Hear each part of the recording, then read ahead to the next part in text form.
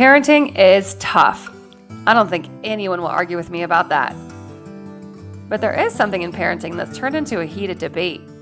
On the one hand, we have the behaviorist approach to parenting, which is really focused on reinforcing certain behaviors and not reinforcing other behaviors. In contrast, we have the attachment approaches that focus more on the parent-child relationship. These approaches are almost completely opposite, or so it seems, so this can get pretty heated. Now, which one is better, and what does it have to do with you? I'm Dr. Marcy Willard, child psychologist, and I've seen these concepts help hundreds of times with thousands of clients. What this has to do with you is that these are ways you can manage your child's behaviors. Let's start with an example, a hard one. Let's imagine your child got in major trouble at school. Let's say your son or daughter had an inappropriate picture on their phone. Instead of just deleting it, they sent it to a whole bunch of people. Before they knew it, they were in the principal's office with the student resource officer. Let's see what a behavioral type parent or practitioner would do and what an attachment style parent might do. A behaviorist would focus on reinforcing a different behavior. They use something called differential reinforcement of alternative behavior.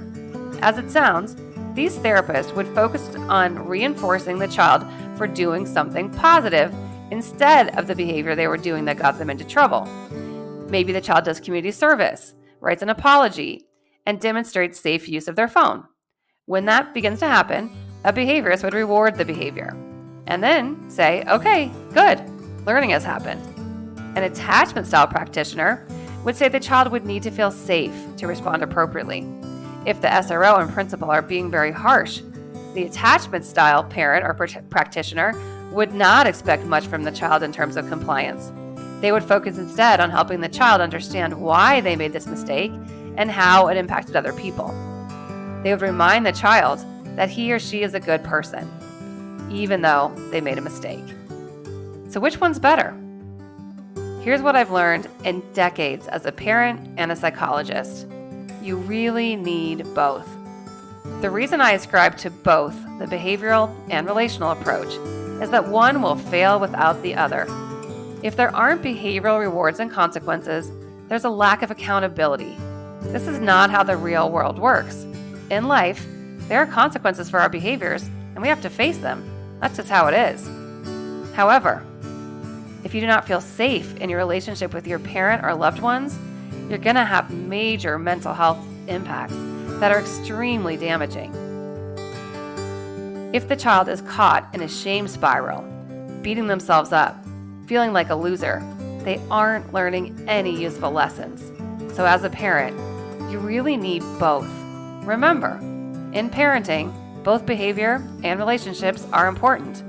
For mental health and growth, kids really need support here. Teach your child that there are rewards and consequences for our behaviors. But just as importantly, teach your child that your relationship matters. That you are there for them and love them for who they are, even when they make mistakes. Stand by their side and show them that no incident will take away the love you have for them. Great job watching this and being willing to work on your parenting. As a parent and a child psychologist, I get it. This is really hard. We at Katie want to help you be the parent you want to be. You can do this. Katie is here to help.